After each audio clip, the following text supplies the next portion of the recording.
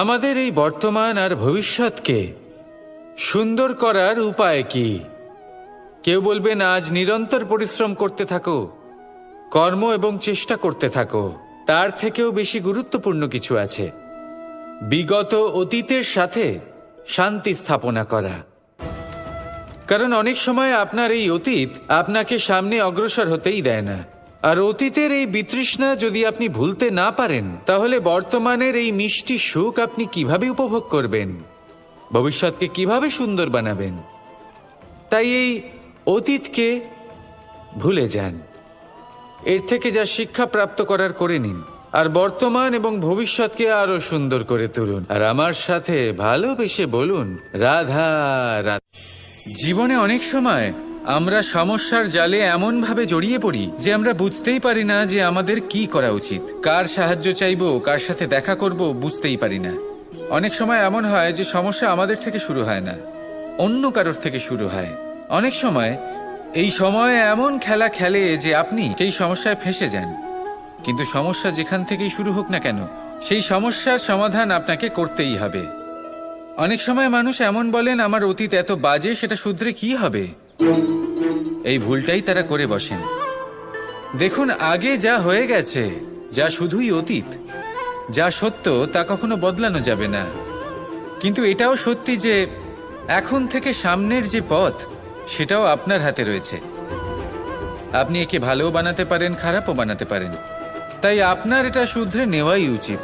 কারণ মানুষ আসলে তার নিজের অতীতকে নয়, তার বর্তমানকে প্রভাবিত করতে পারে। এই বর্তমানই পরবর্তীকালে অতীত হবে, যা আপনি শুধরে নিতে পারেন। তাই আপনি সেই চেষ্টাই করুন, নিরন্তর চেষ্টা করুন। ধন্যাত্মক দৃষ্টিভঙ্গি নিয়ে নিজের বুদ্ধি প্রয়োগ করুন, সাহসের সদ্ব্যবহার করুন, যাতে আপনার আগামী সময় আপনি আরো ভালো করে তুলতে পারেন। আপনার সমাপ্তি আর সমাপ্তির পথে এই যাত্রা, তাকে আপনি সুখময় করে তুলতে পারেন। তাহলে এটাই করুন আর আমার সাথে ভালোবেসে বলুন, রাধা। মানুষের সবথেকে বড় শক্তি কি? তার বাহুবল, অর্জন করা ধন, নাকি তার পেছনে দাঁড়িয়ে থাকা তার সমর্থক বা প্রশংসকদের দল, নাকি ঈশ্বরের আশীর্বাদ? সেটা কি? মানুষের সবথেকে বড় শক্তি হলো একটাই, আর তা সকলের মধ্যে আছে। আর তা হলো তার নিজের অস্তিত্ব, যা অন্য কারোর মধ্যে নেই। সংসারে অনেক লোক রয়েছেন, কিন্তু কেউ আপনার মতো নন। এটা হলো আপনার শক্তি, এ হলো আপনার নিজস্ব শক্তি। দুর্ভাগ্যবশত বেশিরভাগ মানুষ এটা বুঝতে পারেন না, নিজের শক্তিকে চিনতে পারেন না। কিন্তু যদি আপনি চিনতে পারেন, তাহলে আপনি নিজের অন্তরে অনুভব করবেন একটা অসীম শক্তির অস্তিত্ব। যে সাফল্যের পথে আপনি চলছেন, আপনি দেখবেন যে এই সাফল্যের দ্বার নিজে থেকেই খুলে গেছে। শুধু প্রয়োজন হলো নিজের এই শক্তিকে চিনে নেবার, নিজের এই বিশেষত্বকে বোঝার। কারণ এই যে আপনার বিশেষত্ব, এ কোনোদিনও আপনার থেকে দূরে চলে যাবে না, চিরকাল আপনার সাথে জড়িত থাকবে। যদি আমি বাহুবলের কথা বলি, সময়ের সাথে সেটা চলে যাবেই। যদি কথা বলি অর্জিত ধনের, তাহলে সময়ের সাথে সেটাও চলে যাবে। মিত্র, পরিবার, বন্ধু, আশীর্বাদ, এই সব কিছু আপনার থেকে দূরে চলে যেতে চলেছে, সেটা আপনিও জানেন।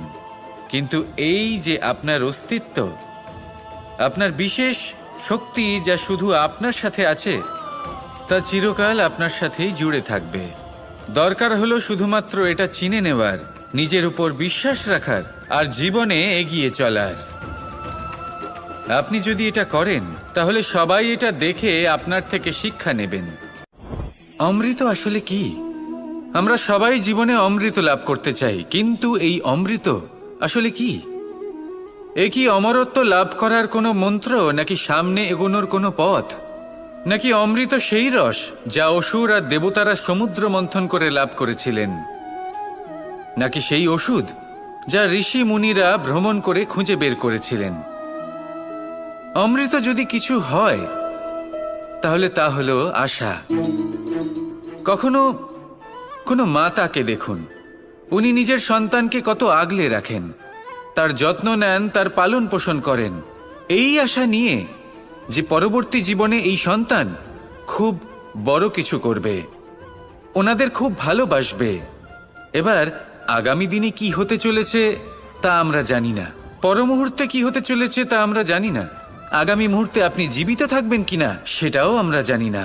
কিন্তু আমরা অনেক বছরের পরিকল্পনা বানিয়ে ফেলি, সেটা অবশ্য মন্দ নয়। দেখুন, জীবন যাপন করার এই আশা, এটাই ভবিষ্যতের আধার হতে পারে। তাই এই আশা হলো গুরুত্বপূর্ণ, তাই একে নিজের সাথেই রাখুন। কথায় আছে যে ব্যক্তি নিরাশ হয়ে পড়েন, যার মধ্যে কোনো আশা বাকি থাকে না, তিনি হয়তো বেঁচে আছেন কিন্তু একটা মৃত জীবন যাপন করছেন। তাই এই আশার সঙ্গ কখনো ত্যাগ করবেন না, একে চিরকাল নিজের সাথেই রাখুন। জীবন আনন্দময় হয়ে উঠবে, আর এই হৃদয় তা ভালোবেসে বলবে রাধা রাধা। বৃষ্টির জল যখন মেঘের দ্বারা টিপ টিপ করে ঝরে পড়ে তখন কি ভালো লাগে, তাই না? শুধু যে এই আবহাওয়া ভালো করে তুলে তাই নয়, এই মাটিতে সমাহিত হয়ে একটা অত্যন্ত সুন্দর গন্ধ উৎপন্ন করে। এই লতাপাতা, এই বৃক্ষ এদের জীবন দান করে, এদের পুষ্ট করে তোলে, আর তার সাথেই অনেক জীবের কল্যাণ করে। কিন্তু ভাবুন, যখন বজ্রপাত হয় তখন কি হয়? এই সমস্ত জলের ফোঁটা অনিয়ন্ত্রিত হয়ে যায়, একটা ভয়ানক বন্যার রূপ নিয়ে নেয়, যা শুধুমাত্র মহাবিনাশ করে। এর সারমর্ম কি? এর সারমর্ম হলো কর্ম করুন, কিন্তু তার নিয়ন্ত্রণ রেখে। যদি আপনি নিয়ন্ত্রণে না থাকেন, তাহলে আপনিও জীবনরূপী এই বর্ষার পরিবর্তে ভয়ানক বন্যার রূপ ধারণ করবেন। এবার বিকাশ ঘটাবেন নাকি বিনাশ, সিদ্ধান্ত হলো আপনার। যদি বিকাশ ঘটাতে চান, তাহলে নিজের কর্মের সাথে সাথে নিজের মনকেও নিয়ন্ত্রণ করতে শিখুন।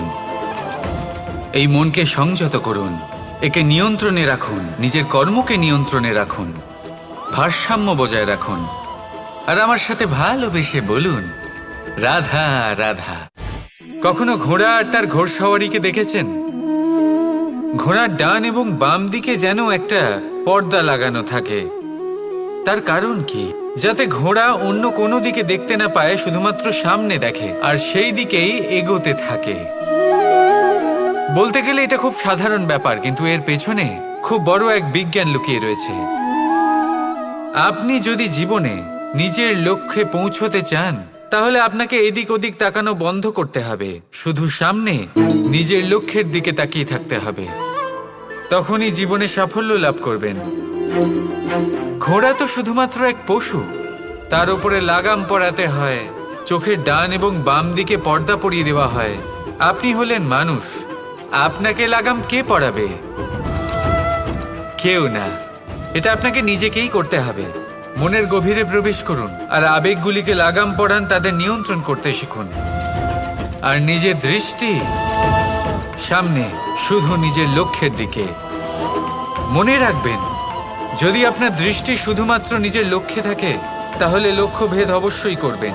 যদি একাগ্রতা এদিক ওদিক চলে যায়, তাহলে লক্ষ্য হারিয়ে যাবে।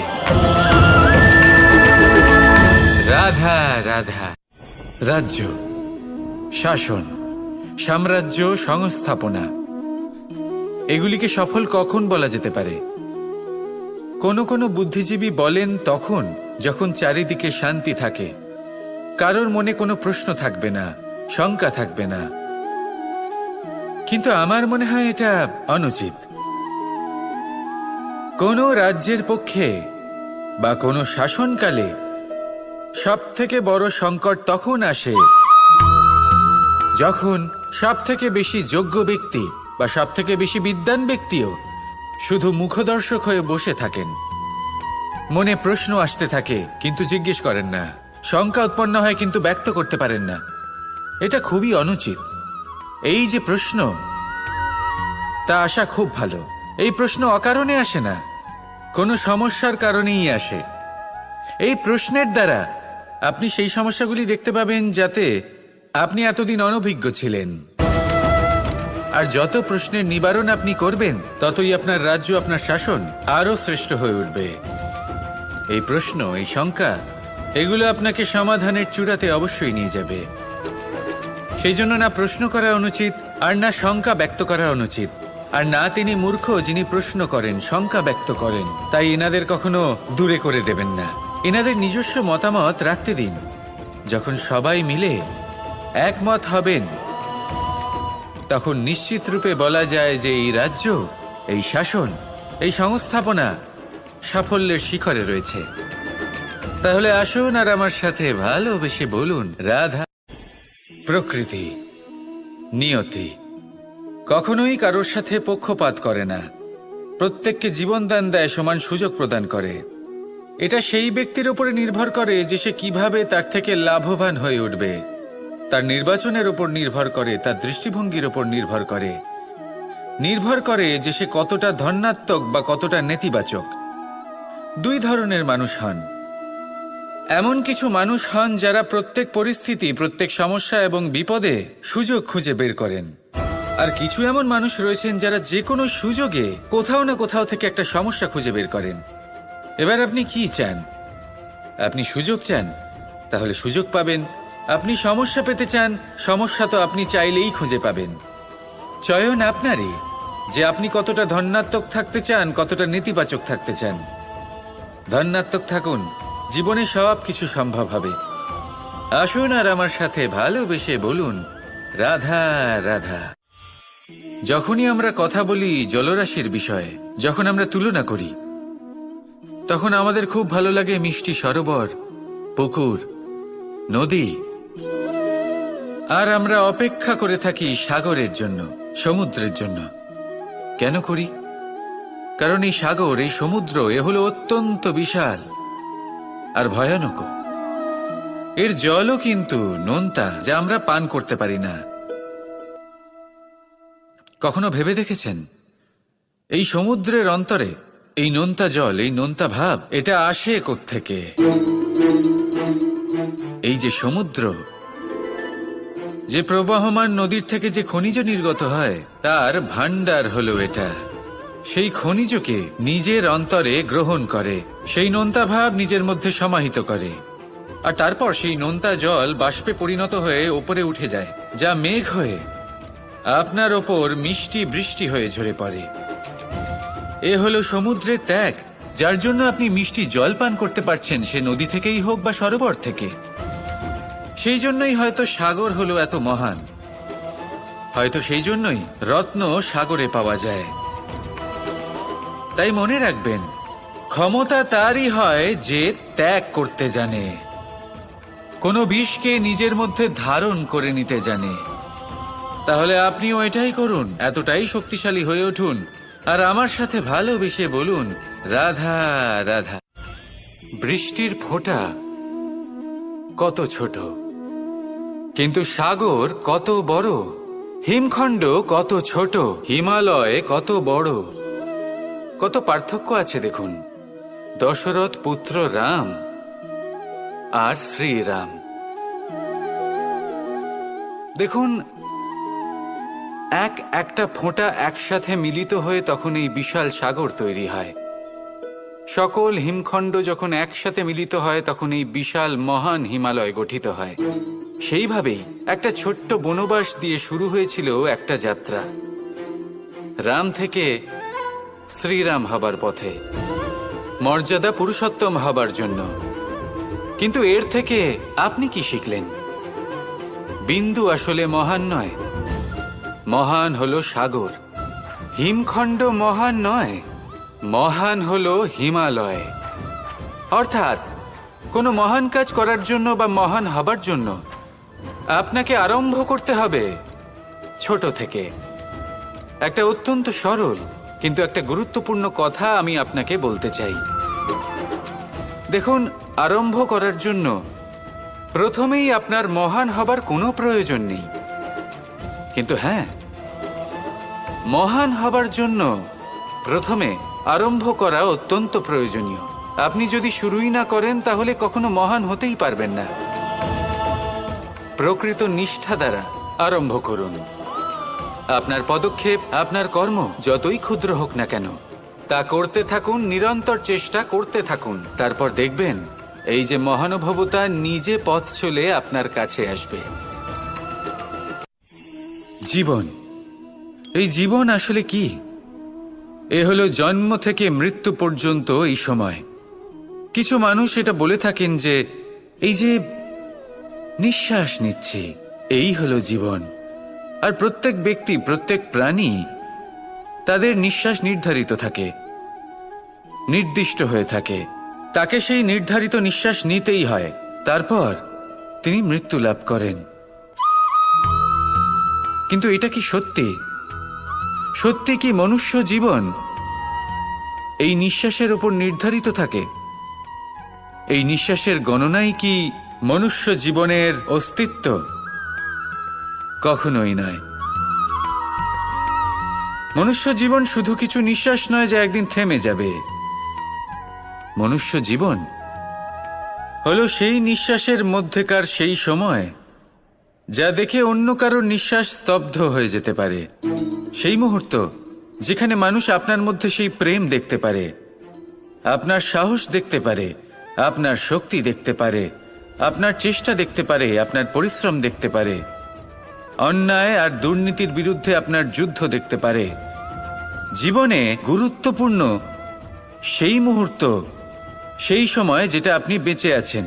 সেই সময়ে আপনি এই সংসারের অন্য ব্যক্তিদের জীবন বাঁচার একটা দিশা দেখাতে পারেন, একটা প্রেরণা যোগাতে পারেন, শক্তি দিতে পারেন, আশা দিতে পারেন। তাই জীবনে এটাই করুন। এমন একটা জীবন যাপন করুন যা অন্যের জন্য আদর্শ হয়ে থাকে। এটাই করুন আর আমার সাথে ভালোবেসে বলুন, রাধা রাধা। সকলে আমাকে জিজ্ঞেস করেন যে কৃষ্ণ, তুমি সবসময় হাসি মুখে কি করে থাকো? এত প্রসন্ন কি করে থাকো তুমি?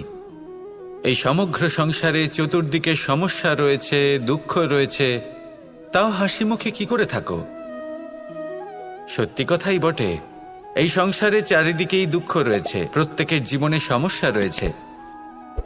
কৃষ্ণের জীবনে একটু বেশি সমস্যা রয়েছে, তাও আমি হাসতে থাকি। কেন? কারণ হলো প্রেম। আমার সমস্ত মনোযোগ কেন্দ্রীভূত থাকে সেই প্রেমের প্রতি যা আমি পেয়ে থাকি। যেমন রাধার প্রেম, দ্বারকার প্রেম, দাদার প্রেম, স্ত্রীর প্রেম, পুত্রের প্রেম, মাতা পিতার প্রেম আদি ইত্যাদি। আমার মনোযোগ এই প্রেমের প্রতি কেন্দ্রীভূত থাকে। আর যখনই আমি এই প্রেমের কথা স্মরণ করি, মুখে দুশ্চিন্তা অথবা দুঃখের আবেগ দেখা অসম্ভব ব্যাপার। শুধু এটাই হলো রহস্য কৃষ্ণের হাসি মুখে থাকার, তার হাসির রহস্য। আপনিও জীবনে এটাই করুন। আপনি জীবনে যে ভালোবাসা পেয়েছেন তার প্রতি মনোনিবেশ করুন। ধন্যবাদ জানান সেই প্রেমকে, ধন্যবাদ জানান সেই সকল ছোট ছোট বস্তুকে যা আপনি জীবনে পেয়েছেন। আমি নিশ্চিত রূপে বলতে পারি যে আপনার সমস্ত জীবন বদলে যাবে। সংকল্প করুন যে আপনি এই জীবনে শুধু প্রেম বিতরণ করবেন। এই মন জীবনের প্রত্যেক মুহূর্তে প্রসন্ন থাকবে আর আনন্দ সহকারে বলবে, রাধা রাধা। এই সংসারে আমি একজন কুশল সারথি হিসেবে প্রসিদ্ধ। কিন্তু এমনটা ঠিক কেন? কারণ আমি প্রত্যেকটা মুহূর্তে রথের নিয়ন্ত্রণ নিজের হাতে পূর্ণরূপে রাখি। যেই না রথ পথভ্রষ্ট হয়ে পড়ে, সেই মুহূর্তে তাকে সঠিক পথে নিয়ে আসি। শুধু সেই জন্য সবাই আমাকে কুশল সারথি বলেন। এবার আপনাকেও আপনার জীবনে কুশল সারথি হয়ে উঠতে হবে। অর্থাৎ আপনাকে রথ চালাতে হবে না, শুধু আবেগের উপর নিয়ন্ত্রণ রাখতে হবে। কখনো কখনো জীবনে এমন কাজ আসে যেখানে মন রসবোধ খুঁজে পায় না। তখন মন বারংবার সেই পথ থেকে সরে যায়, সেই পথ থেকে বিচলিত হয়ে মন অন্যদিকে চলে যায়। তখন আপনাকে আপনার মনের ওপর পূর্ণ নিয়ন্ত্রণ রাখতে হবে, তার রাশ নিজের হাতে পূর্ণরূপে ধরে রাখতে হবে। যেই না মন পথভ্রষ্ট হবে, তাকে পথে নিয়ে আসতে হবে, আবার পথ হারাবে, আবার পথে নিয়ে আসতে হবে। তাই মনে রাখবেন, যদি আপনি নিজের মনকে নিয়ন্ত্রণ করতে পারেন, নিজের জীবনকেও নিয়ন্ত্রণ করতে পারবেন। নিজের জীবনে কুশল সারথি হয়ে উঠুন, তাহলে মনোবাঞ্ছিত স্থানে এবং লক্ষ্যে পৌঁছতে পারবেন। আর তখন এই মন আর এই জীবন প্রসন্ন হয়ে বলবে, রাধা রাধা। কথায় আছে, অন্ধকারে প্রদীপ প্রজ্বলিত করলে চতুর্দিক আলোকিত হয়। কিন্তু যদি এই প্রদীপ আমি সূর্যের আলোর সম্মুখে সকালবেলায় প্রজ্বলিত করে রেখে দিই, তাহলে কি হবে? আপনি বলবেন যে এটা করে তো কোনো লাভই হলো না। সূর্যের প্রকাশের সামনে এই প্রদীপ আসলে কিছুই নয়। এবার এই চিন্তা ভাবনা প্রত্যেক দিন করতে হবে, আর একটা অমূল্য শিক্ষা পেতে হবে। মনে করুন যে আপনি মহাপুরুষের সামনে বসে আছেন, কোনো মহাজ্ঞানীর সামনে। তাহলে সেই ব্যক্তির সামনে নিজের জ্ঞানের প্রদীপ প্রজ্বলিত করবেন না, নীরব থাকুন। আর সেই ব্যক্তির সূর্যের প্রকাশের মতো জ্ঞান প্রাপ্ত করুন। যতটা পারবেন জ্ঞান লাভ করুন। যদি এমন কোনো সময়, এমন কোনো স্থানে আপনি আছেন যেখানে চতুর্দিক অন্ধকার, কারোর কাছেই জ্ঞান নেই, সেখানে নিজের জ্ঞানের প্রদীপ প্রজ্বলিত করুন। এমন করলে দুদিক থেকেই আপনার লাভ হবে। আপনার জ্ঞান প্রাপ্তিও হবে, আর জ্ঞানের সঠিক প্রয়োগও করতে পারবেন। আর এই মন প্রসন্ন হয়ে বলবে, রাধা রাধা। কখনো কোনো বৃক্ষকে দেখেছেন? এই ধরিত্রী থেকে ততটুকুই জল নেয় যতটুকু তার প্রয়োজন। কোনো প্রাণীকে দেখুন, এই প্রকৃতি থেকে ততটুকুই খাবার গ্রহণ করবে যতটুকু তার খিদে রয়েছে। খিদে মিটে গেলে আর খাবে না। এবার মনুষ্যকে দেখুন, সে নিজের জীবনে যা কিছু পেয়েছে, বস্তু, ধন, খাবার, শক্তি, প্রয়োজনের থেকে অনেক বেশি লাভ করার চেষ্টা করে থাকে। প্রয়োজনের থেকে বেশি যদি পেয়েও যায়, তাহলেও তার কম মনে হয়। এবার এরকম ঠিক কেন হয়? এর পিছনের কারণ কি? কারণ হলো লোভ। লোভের আগুন কিছু এমন হয়, যদি মানুষের মনে একবার প্রজ্বলিত হয় তাহলে শুধু বাড়তেই থাকে। ততক্ষণ বাড়বে যতক্ষণ না আপনি নিজে তাকে বাধা দিচ্ছেন। তবে এই লোভের আগুন নিয়ন্ত্রণ করা সম্ভব। পরিমিতিবোধ, পরিমিতিবোধের চিন্তা। আপনাকে শুধু নিজেকে একটা সরল প্রশ্ন করতে হবে। যখনই মনের মধ্যে কোনো বস্তুর প্রতি, শক্তির প্রতি, ধনের প্রতি, ভোজনের প্রতি লোভ বেড়ে যায়, নিজেকে প্রশ্ন করুন, এটা কি আমার কাছে ততটাই প্রয়োজনীয় যতটা একটা বৃক্ষের কাছে জল, যতটা একটা প্রাণীর কাছে ভোজন? এটা কি ততটাই প্রয়োজনীয়? যদি উত্তর না হয়, তাহলে নিজেকে সেখানেই বাধা দিন। সেই ভাবনা সেখানেই ত্যাগ করুন, কারণ সেটাই হলো লোভ। ঠিক এইভাবেই প্রয়োজনীয়তার চিন্তা করে আস্তে আস্তে এই মন নির্লোভ হয়ে উঠবে। আর এই মন প্রসন্ন হয়ে বলবে, রাধা রাধা।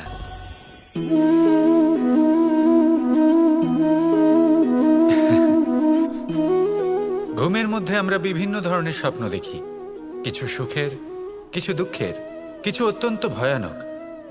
কিন্তু সত্যি কথা বলতে এর উপর আমাদের কোনো নিয়ন্ত্রণ নেই। কিন্তু আমি এমনও কিছু ব্যক্তিকে দেখেছি যারা খোলা চোখে স্বপ্ন দেখেন এবং তা যাপন করেন। নিজেদের একটা আলাদা স্বপ্ন নগরী আছে ওনাদের, সেখানেই জীবন যাপন করেন। আসল বাস্তবটা কি তাতে ওনাদের কিছুই যায় আসে না। এমন কিছু মানুষ আছেন যাদের কাছে বিন্দুমাত্র জ্ঞান নেই। সে না হয় ঠিক আছে, কিন্তু জ্ঞান এমনভাবে প্রদান করবেন যে মনে হবে সংসারের সমস্ত জ্ঞান তাদের কাছেই রয়েছে। এমন কিছু মানুষ আছেন যারা ভালোবাসতে জানেন না, আর তাও আমি মেনে নিলাম। কিন্তু কথা এমনভাবে বলবেন তাতে মনে হবে যেন প্রেমের বিষয়ে সবকিছু শুধুমাত্র ইনিই জানেন। এবার আমি এমন কথা অবশ্যই বলছি না যে আপনি এরকম করেন, কিন্তু যদি কোনো ব্যক্তি এরকম করেন, তাহলে তার এটা মাথায় রাখা উচিত যে সেই ব্যক্তি অন্য কারোর সাথে নয়, নিজের সাথে অনুচিত করছেন।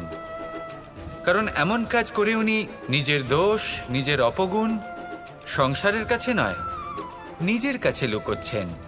আপনি যদি নিজেকে বুঝতে না পারেন, সম্পূর্ণরূপে নিজেকে আকলন না করেন, নিজের অপগুণ, নিজের দোষ পূর্ণরূপে না বুঝতে পারেন, তাহলে এটা কি করে বুঝবেন যে নিজেকে কিভাবে শুধরে নিতে হবে?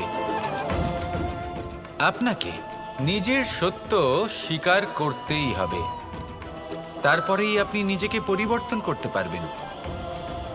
তাহলে স্বপ্নে নয়, বাস্তবে বাঁচুন, আনন্দে বাঁচুন, আর আমার সাথে ভালোবেসে বলুন, রাধা রাধা।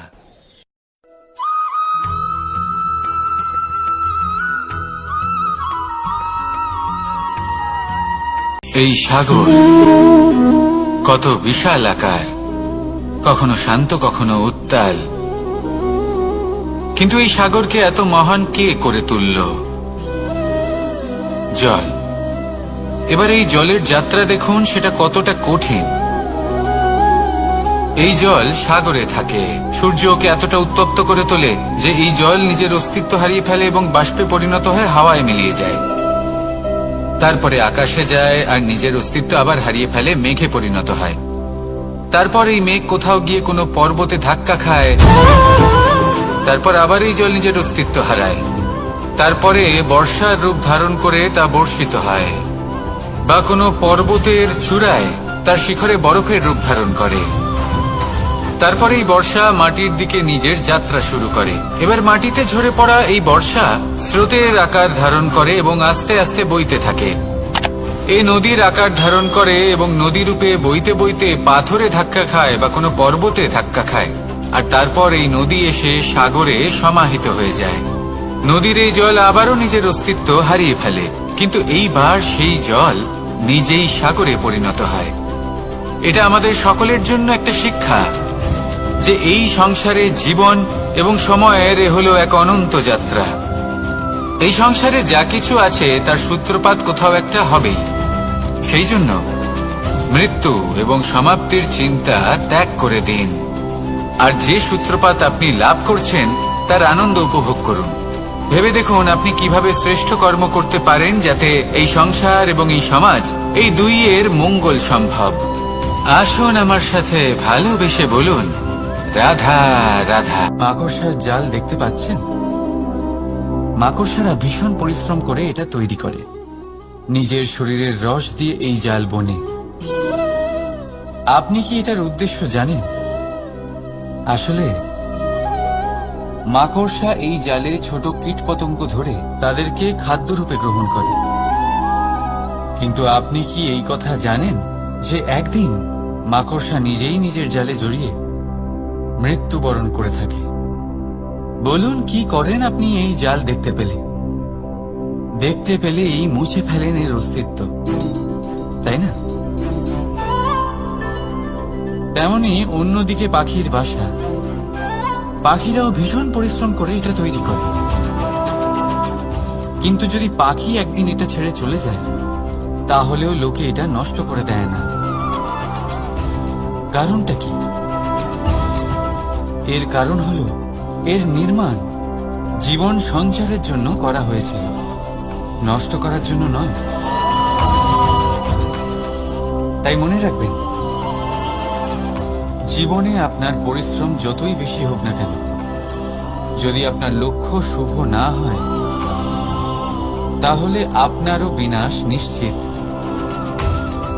তাই সৃজন করতেই থাকুন, আর মুগ্ধ হয়ে বলুন, রাধা রাধা।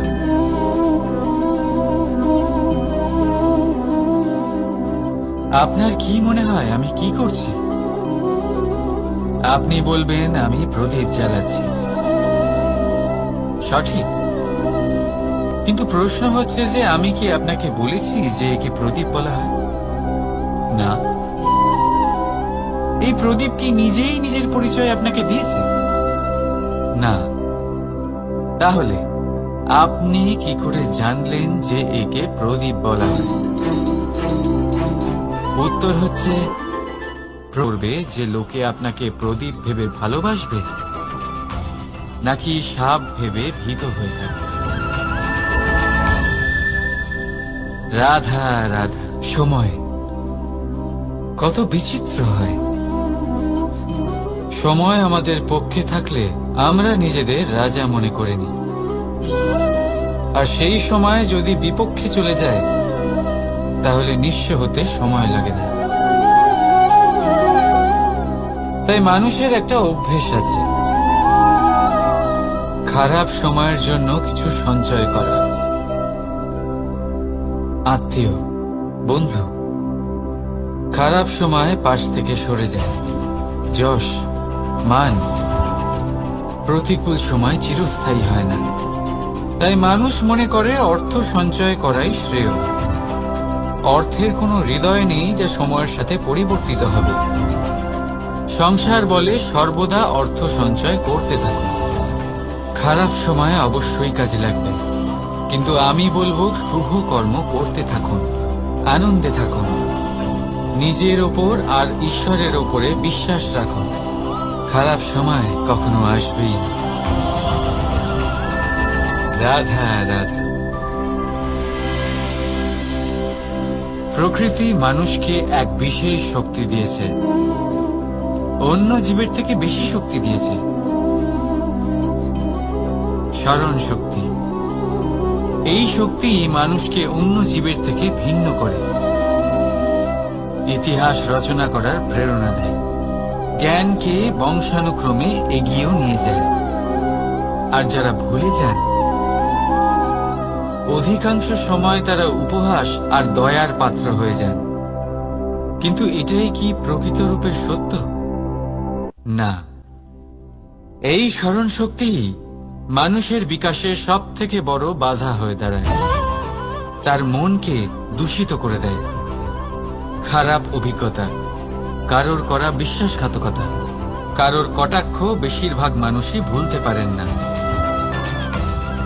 রাধা রাধা।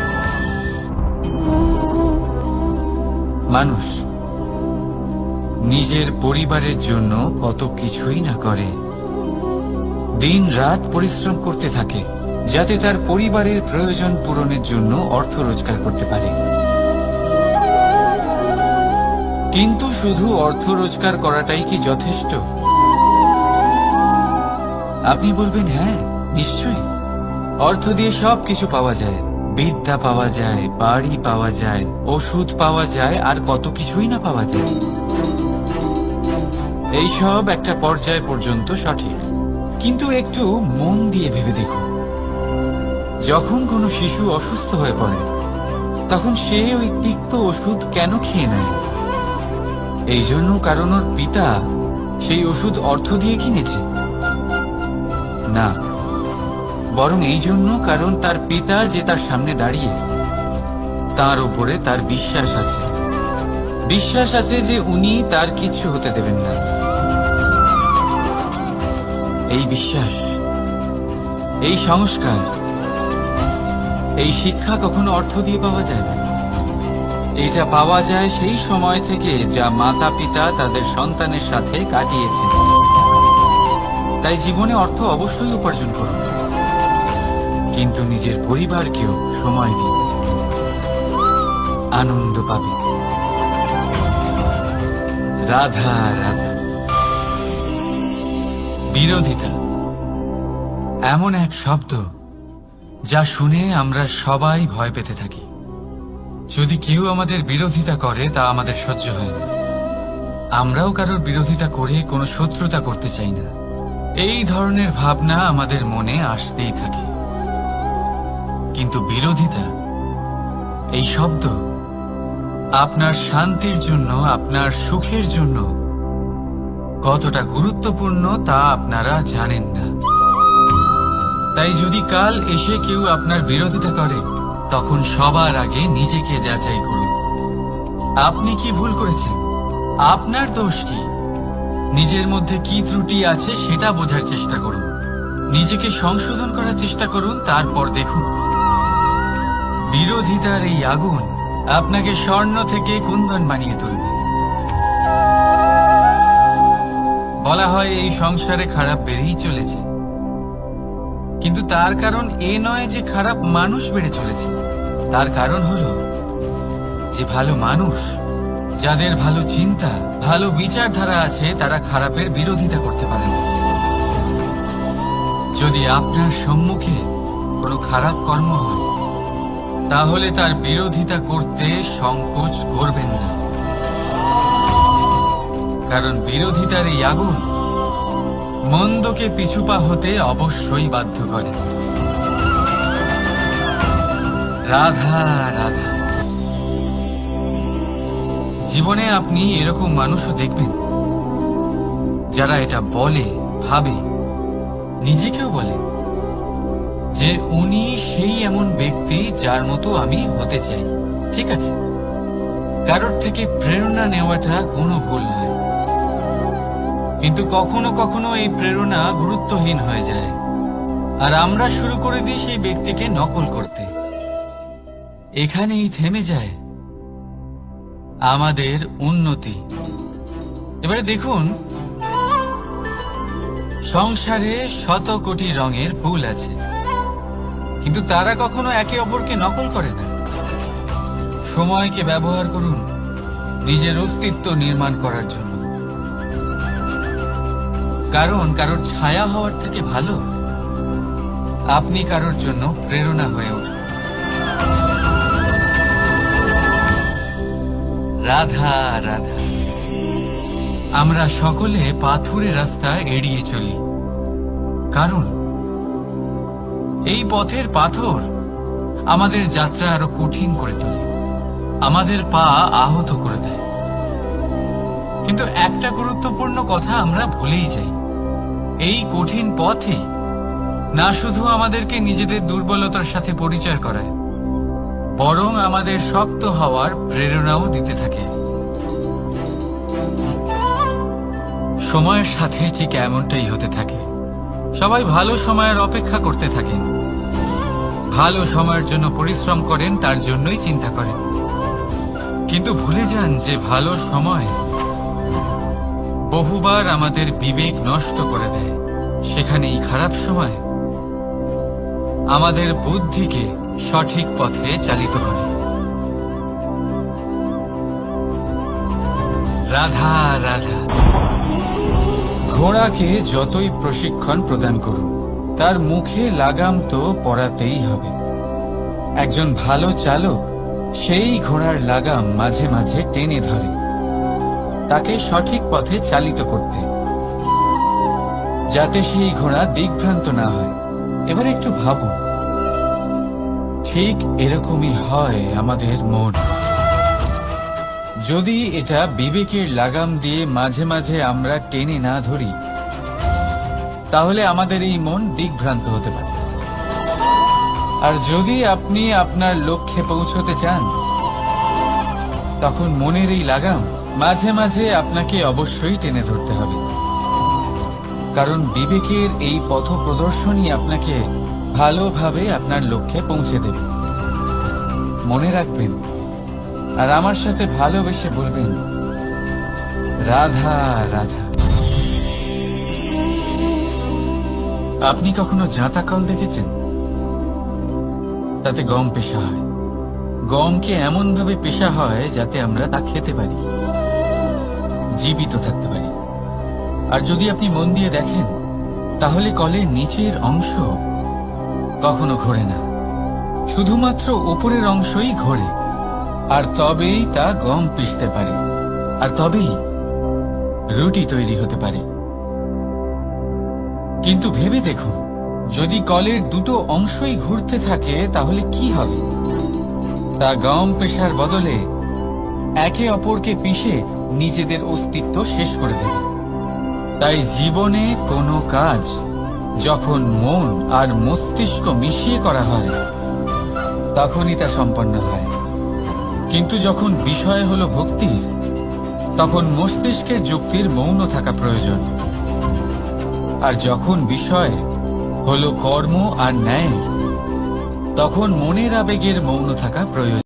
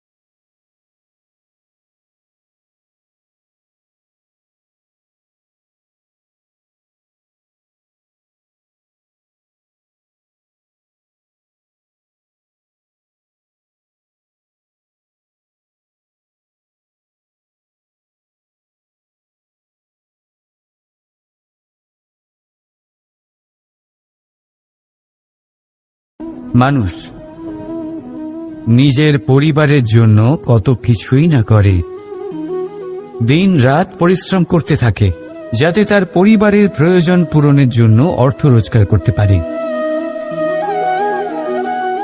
কিন্তু শুধু অর্থ রোজগার করাটাই কি যথেষ্ট? আপনি বলবেন, হ্যাঁ নিশ্চয়ই, অর্থ দিয়ে সব কিছু পাওয়া যায়, বিদ্যা পাওয়া যায়, বাড়ি পাওয়া যায়, ওষুধ পাওয়া যায়, আর কত কিছুই না পাওয়া যায়। এই সব একটা পর্যায় পর্যন্ত সঠিক, কিন্তু একটু মন দিয়ে ভেবে দেখুন, যখন কোনো শিশু অসুস্থ হয়ে পড়ে তখন সে ওই তিক্ত ওষুধ কেন খেয়ে নেয়? এই জন্য কারণ ওর পিতা সেই ওষুধ অর্থ দিয়ে কিনেছে? না, বরং এই জন্য কারণ তার পিতা যে তার সামনে দাঁড়িয়ে, তার ওপরে তার বিশ্বাস আছে, বিশ্বাস আছে যে উনি তার কিচ্ছু হতে দেবেন না। এই বিশ্বাস, এই সংস্কার, এই শিক্ষা কখনো অর্থ দিয়ে পাওয়া যায় না। এইটা পাওয়া যায় সেই সময় থেকে যা মাতা পিতা তাদের সন্তানের সাথে কাটিয়েছেন। তাই জীবনে অর্থ অবশ্যই উপার্জন করুন, কিন্তু নিজের পরিবারকেও সময় দিন, আনন্দ পাবে। রাধা রাধা। কখনো কোনো পাখিকে দেখেছেন? যখন তারা ডিম পাড়তে প্রস্তুত হয় তখন তারা সবচেয়ে আগে একটা স্থান খোঁজে, একটা স্থান যা বর্ষা, রৌদ্র আর শত্রুর থেকে সুরক্ষিত হয়। তারপর তারা বাসা তৈরি করে, তারপরেই ডিম পাড়ে, আর তারপর যখন সেই ডিম ফুটে তার সন্তানদের জন্ম হয়, সে তাদের খাবার খাওয়ায়, তাদের রক্ষণাবেক্ষণ করে।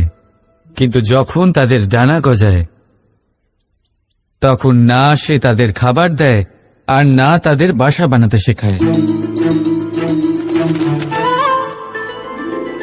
শুধুমাত্র তাদের উড়তে শেখায় সে। তারপর সেই বাচ্চারা আকাশে উড়তে শিখে নিজেরাই নিজেদের খাবার জোগাড় করতে শিখে যায়, নিজেরাই নিজেদের বাসা বানাতে শিখে যায়। আর আমরা মানুষেরা কি করি? আমাদের সন্তান বড় হয়ে যাওয়া সত্ত্বেও তাদের নিয়ে সর্বদা দুশ্চিন্তা করি। তার জন্য আমরা গৃহ নির্মাণের চেষ্টা করি। নিজের সন্তানকে আরো শক্তিশালী করে গড়ে তোলার বদলে তাকে আমরা দুর্বল করে দিই।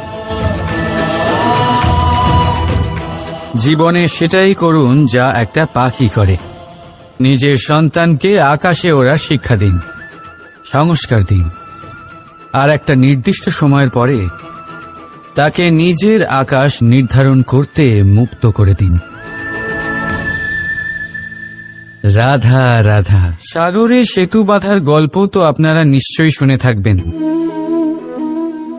রামচন্দ্রের সেনাকে 100 যোজন সমুদ্র অতিক্রম করে লঙ্কায় আক্রমণ করতে হতো। সেতুকার নল আর নীল সেতু বাঁধার উপায় বের করল, কিন্তু প্রশ্ন ছিল সেতু বাঁধা কি করে হবে? সমুদ্র অত্যন্ত গভীর, কত পাথর দেওয়া হলে এই বিশাল সমুদ্র অতিক্রম করা সম্ভব হবে? তখন এক উপায় নির্ধারিত হল। পাথরের ওপর লেখা হলো রামের নাম, আর যখন সেই পাথরগুলোকে সাগরে ফেলা হলো সেগুলো ভাসতে লাগলো। এবারে কেউ বলবেন এটা রামচন্দ্রের নামের মহিমা, কেউ বলবেন এটা নারায়ণের কোনো জাদু, কিন্তু না, এটা রামচন্দ্রের সেই গুণ, ওনার ব্যক্তিত্বের সেই মহান দিক যা ওনার প্রতিনিধিত্ব করেছে। তাই সেই পাথরও সাগরে ভেসে ওঠে।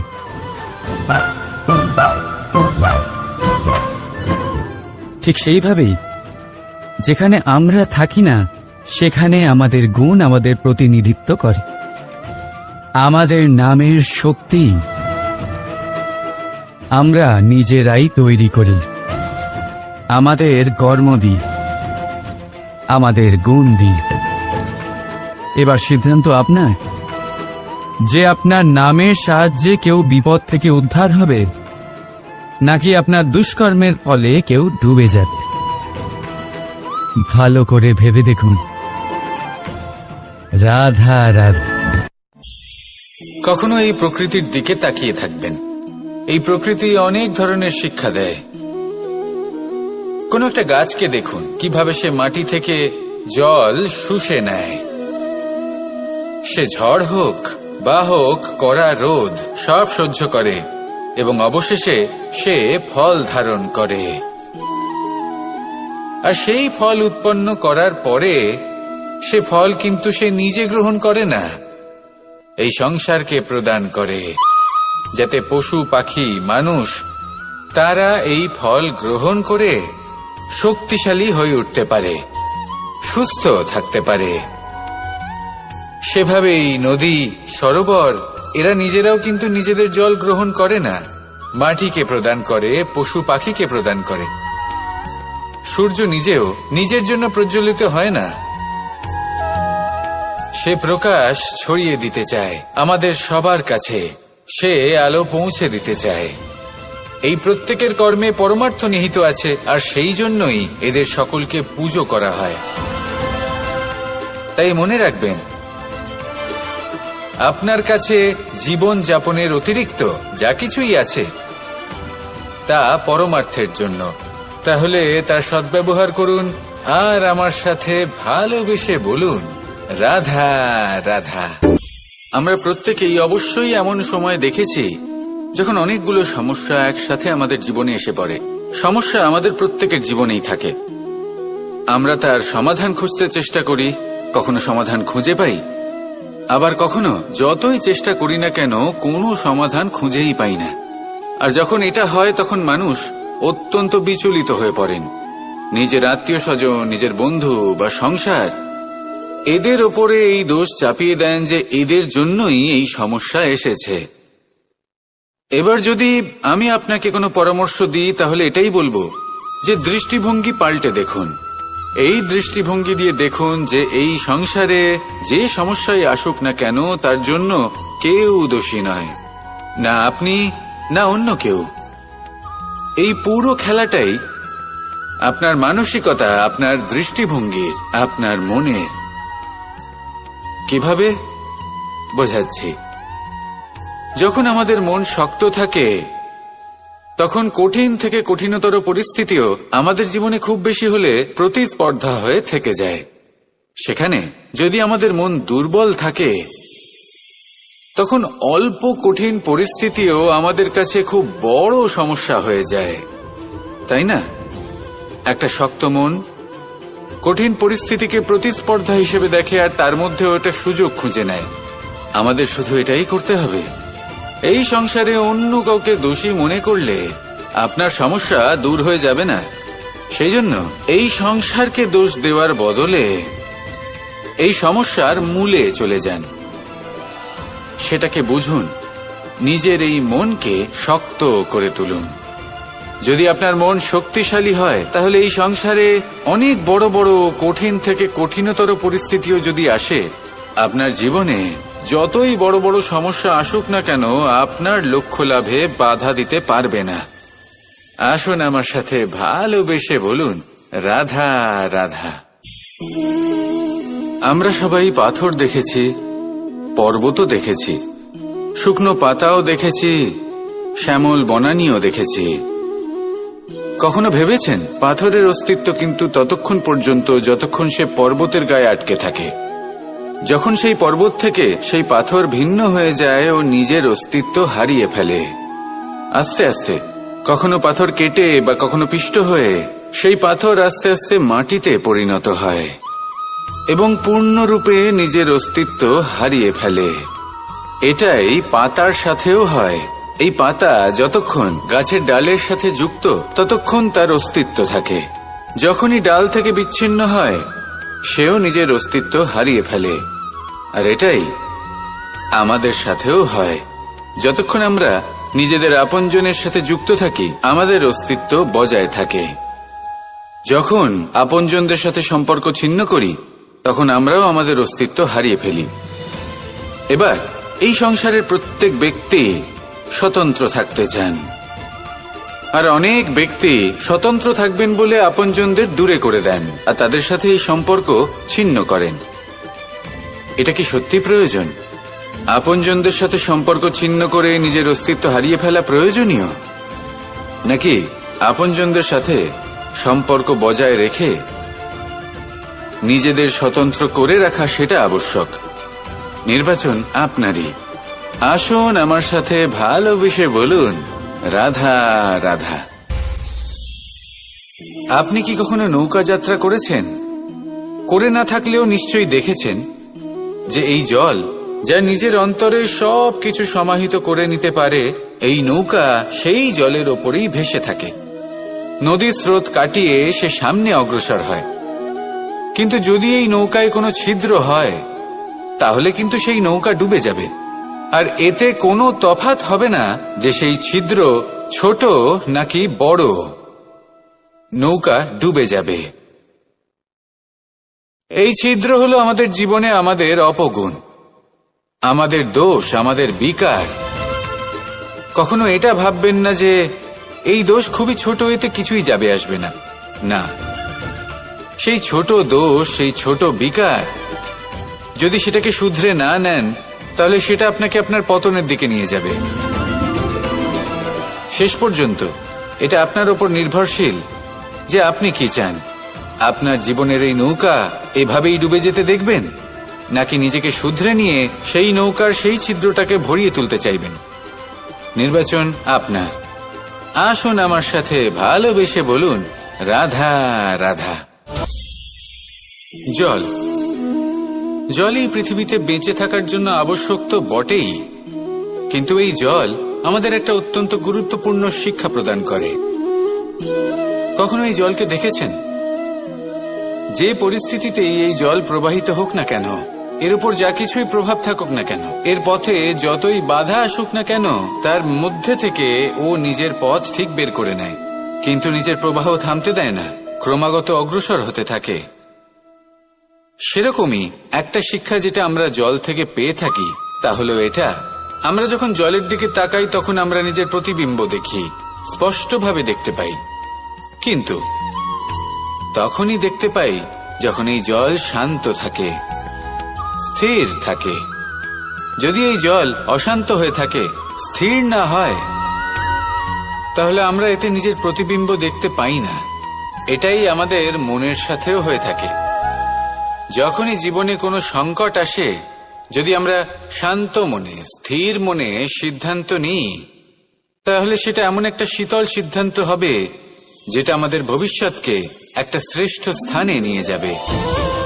যদি এই মন অশান্ত হয়, বিচলিত হয়, পীড়িত হয়, দুঃখিত হয়ে থাকে, রুষ্ট হয়ে থাকে, তাহলে অনেক সময় আমরা এমন সিদ্ধান্ত নিই যেটা আমাদের জন্য অনুচিত প্রমাণিত হয়। যখন আপনি ক্রুদ্ধ ছিলেন বা দুঃখের বশে ছিলেন, তখন অনেক সময় হয়তো এমন সিদ্ধান্ত নিয়েছেন যেটার জন্য ভবিষ্যতে আপনি অনুশোচনা করেছেন। এবার দেখুন, এই আবেগগুলো থেকে আমরা পালাতে পারবো না, কিন্তু এই আবেগগুলো আপনার উপর কতটা প্রভাব ফেলবে সেটা আমরা অবশ্যই ঠিক করতে পারি। এই মনকে আমরা নিয়ন্ত্রণ করতে পারি। এটাই করুন, চিন্তা করুন, এই মনকে শান্ত রাখুন, স্থির হতে চেষ্টা করুন, আর তারপরে সিদ্ধান্ত নিন। আসুন আমার সাথে ভালোবেসে বলুন, রাধা রাধা। এই সংসারে ভৌতিক বস্তুরও নিয়তি আছে। যারাই এই সংসারে আসে বা উৎপন্ন হয়, তারা কিছুমাত্র সময় পর্যন্তই এখানে থাকতে পারে, আর তারপরে সেও লুপ্ত হয়ে যায়, অর্থাৎ সে নিজেও এই পঞ্চমহাভূতে সমাহিত হয়ে যায়। আমাদের সাথেও ঠিক এটাই হয়। সেই জন্যই ঈশ্বর দ্বারা প্রদত্ত এই উপহারের বিষয়ে ভাবুন, এই জীবনের বিষয়ে ভাবুন। ঠিক যেমন বিশ্বাস ভঙ্গ হলে কোনো ব্যক্তি আমাদের কাছে অপরিচিত হয়ে যান, ঠিক সেরকমই শেষ নিঃশ্বাস ত্যাগের পর এই শরীরও আমাদের কাছে পরই হয়ে যায়। তাই এই শরীর থাকাকালীন শ্রেষ্ঠভাবে একে সদ্ব্যবহার করুন, এই জীবনে শ্রেষ্ঠ কর্ম করুন, আর এই জীবনকে শ্রেষ্ঠভাবে যাপন করার জন্য কিছু কথা বোঝা প্রয়োজনীয়।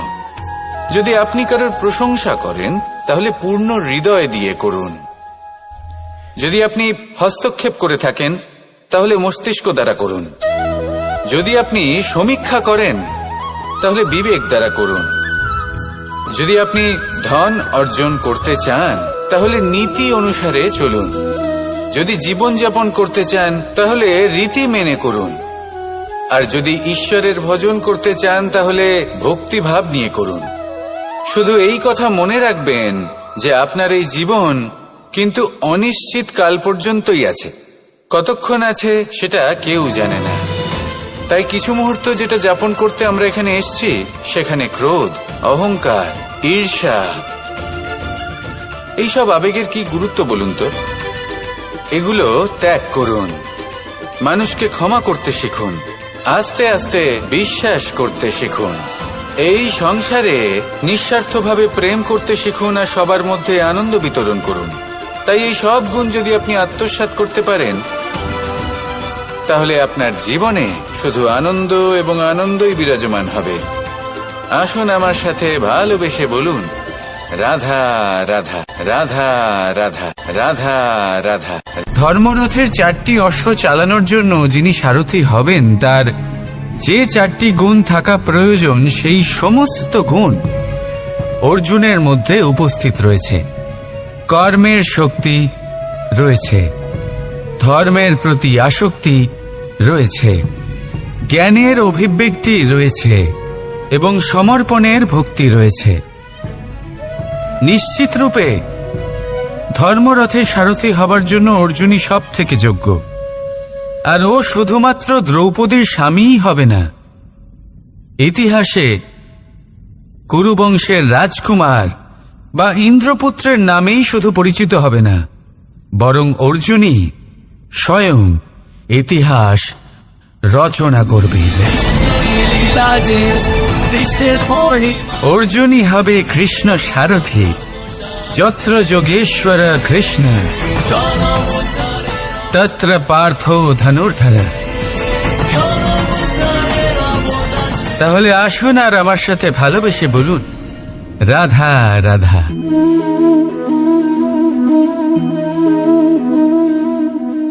আপনার কি মনে হয় আমি কি করছি? আপনি বলবেন আমি প্রদীপ জ্বালাচ্ছি।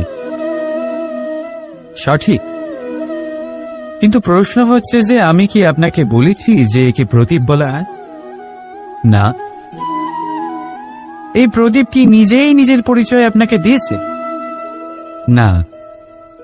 তাহলে আপনি কি করে জানলেন যে একে প্রদীপ বলা হয়? উত্তর হচ্ছে প্রকাশ, যে স্বয়ং জ্বলে অন্ধকারের মধ্যে সংসারকে পথ দেখায়, সেটাই প্রদীপ। যা নিরাশার মাঝে আশার আলো প্রদর্শন করে, সেটাই প্রদীপ। অপর দিকে আছে সাপ, যাকে না দেখেও তার ফনার আওয়াজ শুনেই লোকে ভয় পেয়ে যায়।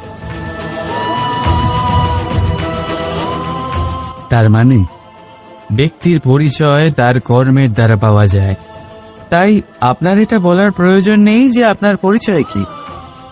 এটা আপনার কর্মই নিশ্চিত করবে যে লোকে আপনাকে প্রদীপ ভেবে ভালোবাসবে নাকি সাপ ভেবে ভীত হয়ে থাকে। রাধা রাধা। সময় কত বিচিত্র হয়। সময় আমাদের পক্ষে থাকলে আমরা নিজেদের রাজা মনে করে নিই, আর সেই সময় যদি বিপক্ষে চলে যায় তাহলে নিঃস্ব হতে সময় লাগে না। তাই মানুষের একটা অভ্যেস আছে, খারাপ সময়ের জন্য কিছু সঞ্চয় করা। আত্মীয়, বন্ধু খারাপ সময় পাশ থেকে সরে যায়। যশ, মান প্রতিকূল সময় চিরস্থায়ী হয় না। তাই মানুষ মনে করে অর্থ সঞ্চয় করাই শ্রেয়। অর্থের কোনো হৃদয় নেই যা সময়ের সাথে পরিবর্তিত হবে। সংসার বলে সর্বদা অর্থ সঞ্চয় করতে থাকুন। খারাপ সময় অবশ্যই কাজে লাগবে, কিন্তু আমি বলবো শুভ কর্ম করতে থাকুন, আনন্দে থাকুন, নিজের ওপর আর ঈশ্বরের ওপরে বিশ্বাস রাখুন। খারাপ সময় কখনো আসবেই না। রাধা রাধা। প্রকৃতি মানুষকে এক বিশেষ শক্তি দিয়েছে, অন্য জীবের থেকে বেশি শক্তি দিয়েছে। স্মরণ শক্তি। এই শক্তি মানুষকে অন্য জীবের থেকে ভিন্ন করে, ইতিহাস রচনা করার প্রেরণা দেয়, জ্ঞানকে বংশানুক্রমে এগিয়েও নিয়ে যায়। আর যারা ভুলে যান, অধিকাংশ সময় তারা উপহাস আর দয়ার পাত্র হয়ে যান। কিন্তু এটাই কি প্রকৃত রূপে সত্য? না। এই স্মরণ শক্তি মানুষের বিকাশের সব থেকে বড় বাধা হয়ে দাঁড়ায়। তার মনকে দূষিত করে দেয়। খারাপ অভিজ্ঞতা, কারোর করা বিশ্বাসঘাতকতা, কারোর কটাক্ষ বেশিরভাগ মানুষই ভুলতে পারেন না। আর তারপর প্রতিশোধ নিতে উদ্যত হন। প্রথমে সময় নষ্ট করেন প্রতিশোধের প্রস্তুতিতে, আর তারপর সময় নষ্ট করেন প্রতিশোধ নেওয়ার সুযোগ খুঁজতে। যদি সন্তুষ্টি পেতে চান, যদি জীবনে আনন্দ পেতে চান, তাহলে স্মরণ শক্তির সদ্ব্যবহার করুন। নিজের স্মরণ শক্তিকে চালনা করুন শুধুমাত্র ভালো কথা আর ভালো স্মৃতির দিকে। জীবনে আনন্দ পাবে। রাধা রাধা। সংসারে সব থেকে বেশি কঠিন কাজ কোনটা? কেউ বলবেন যুদ্ধ করা, কেউ বলবেন ধন অর্জন করা, আবার কেউ বলবেন জ্ঞান অর্জন করা সব থেকে বেশি কঠিন। এবার প্রত্যেক ব্যক্তির নিজস্ব অভিজ্ঞতা আছে, আর সেই অনুসারে তার নিজস্ব একটা উত্তর আছে। সাধারণভাবে দেখতে গেলে এই সংসারে সব থেকে কঠিন হলো তপস্যা করা, অর্থাৎ সব কিছু ত্যাগ করে তপস্যায় নিজেকে বিলীন করে দেওয়া। এবার এর থেকে বেশি কঠিন এই সংসারে আর কি বা হতে পারে? এই সংসারে, এই সমাজে, নিজের পরিবারের মধ্যে থেকেও ধৈর্য ধরে সামনে অগ্রসর হওয়া, এটা হলো সব থেকে কঠিন কাজ। কারণ যখন আপনি তপস্যা করেন, তখন সেখানে আপনার ধৈর্য ভাঙার মতো কেউ থাকেন না, না কোনো বন্ধু, না কোনো আত্মীয়, না কোনো শত্রু, কেউ না।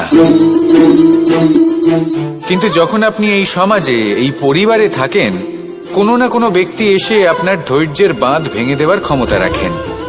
তারা আপনার ধৈর্যের বাঁধ ভেঙে দেয়, আর কখনো কখনো তারা অনিচ্ছাকৃতভাবেই সেটা করে থাকেন।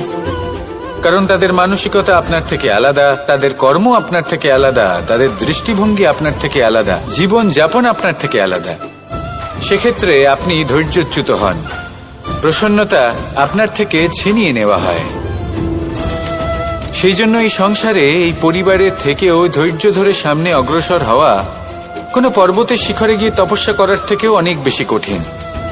আর যে ব্যক্তি এই সমাজেই, এই পরিবারে, সেই সকল মানুষের মধ্যে থেকে গিয়েও ধৈর্য ধরে অগ্রসর হতে থাকেন, যারা এই কাজটা শিখে নিতে পারেন, তারাই কিন্তু জীবনে আনন্দ লাভ করতে পারেন। এই ধৈর্যই শেষে আপনার জীবনে প্রসন্নতা বহন করে আনবে। তাই ধৈর্য ধরে জীবনের পথে অগ্রসর হন, আর আমার সাথে ভালোবেসে বলুন রাধা রাধা। এই জীবনে তিনটি গুরুত্বপূর্ণ শব্দ আছে, যা বোঝা আমাদের কাছে খুব গুরুত্বপূর্ণ, এবং এই তিনটি শব্দের নিজস্ব অর্থ আছে। প্রথম হল সঙ্গবদ্ধতা, অর্থাৎ একসাথে মিলে কাজ করতে হবে, একসাথে মিলে পরিশ্রম করতে হবে, সামনে এগোতে হবে। এরকম করতে পারলে আপনার শক্তি বৃদ্ধি পাবে, আপনার ক্ষমতা বৃদ্ধি পাবে, আপনি এগোতে পারবেন এবং অনেক দূরে যেতে পারবেন। দ্বিতীয় হল আত্মবিশ্বাস। হেরে যাওয়া বস্তুও আবার জিতে নিতে পারবেন। যদি আপনার নিজের আত্মবিশ্বাস থাকে, তাহলে আপনি কখনো পরাজিত হবেন না। এবং তৃতীয় হল অহংকার। জয়লাভ করার পরেও কিন্তু এটা আপনাকে পরাজিত করতে পারে।